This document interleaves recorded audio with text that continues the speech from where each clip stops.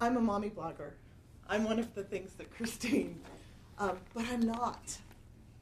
I have the little widget on my sidebar, but it takes you to my I Am Mormon profile where I talk about my divorce and my conversion and the loss of my family and the burning down and the ashes that were left behind when my husband chose to look for salvation in the bottom of a pill bottle. I don't write posts about stamping napkins. I did once upon a time. There's anything wrong with that. No, there's not. There's totally not. And I got to tell you, I have the hand-stamped napkins in my bureau from my old life before what I thought I wanted burned down. I have all that stuff. And that's actually what my story is about today. It's about having that post-colonial on 2 acres and realizing that when it was all gone, I still had a home. Homemaking doesn't have to be about having what looks like it should be. All I ever wanted to be was a mother growing up. It was what I aspired to. I was not raised in the church. I'm an adult convert. I joined when I was 29, 9 years ago. But I grew up in a very, very traditional environment that would be completely recognizable to anyone who did grow up in Happy Valley. My mother canned all of our food. She baked granola from scratch. We had fruit trees and vegetable garden. And in her house, hanging on a wall, is a picture of me when I'm about 5 years old. It's summertime, and the fruit trees are in the background, and the dogs are laying on the grass, and I've got chicken pox, and I'm covered with dots of calamine lotion. And I have a slip-on, just a slip and nothing else. But shoved under my slip, I have a volleyball. And I'm standing sideways pretending that I'm pregnant. I was 4. It was what I wanted to do with my life. It was my entire trajectory for where I was going.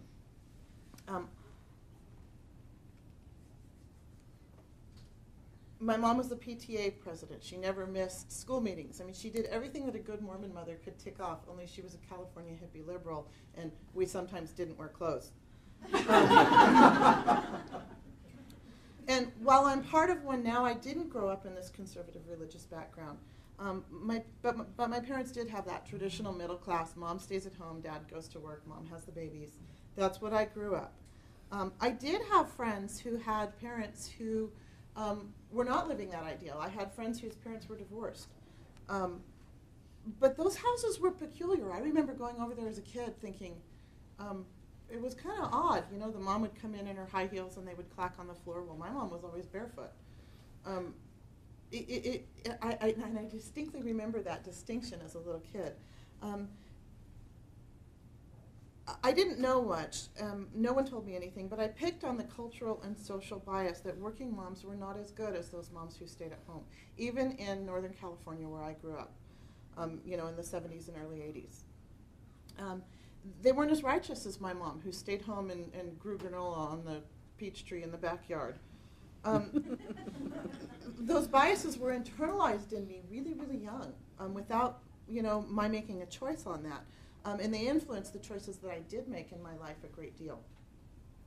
As I entered my teen years, I was plagued by directionlessness and elusive desires that I couldn't stick to a course of interest for very long. I would try one thing and set it down. I would try another thing and set it down. The truth was I wanted to be barefoot and pregnant. And that was horrifying to the women friends that I had and the feminists who I was starting to hang with, that I would want to be barefoot and pregnant. How could I? I distinctly remember at one of my first jobs, one of the women that I worked with, when I told her what I wanted to do, just looked at me like I had killed a baby. I mean, she just, and she really put me down for that. But I felt like I was a natural-born mother. I felt like it was what I was called to do from birth. And I felt that fulfillment would clarify and coalesce my life. If I could get there, get married, have that baby, I would be fulfilled. I would have all the things that I had always wanted. I was trying to recreate the rose-colored memories from my childhood. I think that anyone who comes from a happy home innately tries to recreate it. We don't need to have necessarily even a conscious discourse about it. If you come from a happy home, you're going to try to replicate it in whatever way you can in your own life. When I got married at 27, I was the first of my friends who were married, and they were all perplexed as to why I would do something like get married. I lived in San Francisco. 27, most of my Mormon friends now at 27 already had 3 kids. My first baby came at 29, and I was also the first of all of my friends to have a child.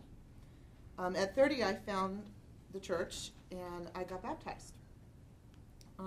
It was shocking and exhilarating to find an entire subculture devoted to what I had always wanted to do.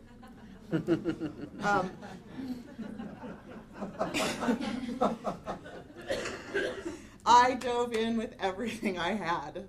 I did. I felt like I had found my home. I had found my element. I had found where I belonged. And I have, but it wasn't what I thought it was going to be. My desires to make home were not only lauded, they were sanctified and matted and framed. 3 more babies came in 4 years, and I devoted myself to making the home I had always wanted. And really, frankly, I was good at it. This is when I started blogging. I started blogging between my 2nd and 3rd child. And when my blog started out, if you go back and read, the bones of who I was going to become were already there, but I was doing the stamped napkins. I was doing all the things that I felt like a good Mormon girl should do because I was adopting it with gusto. All the pretty pieces were in place until they weren't anymore. The forms were there, but the heart of what I thought my home was turned to ashes when my husband decided that he was going to be a drug addict, and I found myself losing home. We lost our home. We lost our retirement, our 401k. We lost everything we had spent 10 years building, and I found myself with just me and my children. Well, when your entire identity is based on these outward manifestations, who are you then, and what is home? Where does home come from when what you thought was home is gone? Once upon a time, I was like so many women of conservative faiths and others who gave up my career to stay at home with young children. I devoted myself to making my home special and beautiful, and it wasn't just enjoyable, it was my calling, it was my life. From where I stand now, all of that stuff might still be important. Those mommy blogs that are doing that may very well be serving an important function. But from where I'm at now, my priorities have seismically shifted. And making wreaths from old book pages, which you can find a tutorial on my old blog how to do, it feels not only frivolous, but it feels downright vain, and I just can't do it anymore. I did it. I used your tutorial. Did you use my tutorial? I have one in my kitchen still. These are the activities of luxury. They truly are. They are the activities of a woman who knows the mortgage is paid, and her heat and grocery bills are taken care of by someone else. They are the activities of a woman taken care of by her husband, whose sole joy is to make the home a refuge of the world. That is the place of privilege. And I'm not knocking her because I used to be her. Only now my face is on the other side of the glass because it all got taken away. Which is totally okay. It's not sad, even though initially it started out feeling sad. I look at those women with their pretty lives and their pretty napkins now, and I'm just on the outside looking in. What was once a bastion of comfort and security is now a reminder of how tenuous a woman's traditional position is when she gives up her career, she gives up her education, and she chooses to stay home. What happens when person B, who's supposed to be right here next to you, abdicates? Where does she go? How contingent her safety is, and her comfort, and even her identity is on someone outside herself.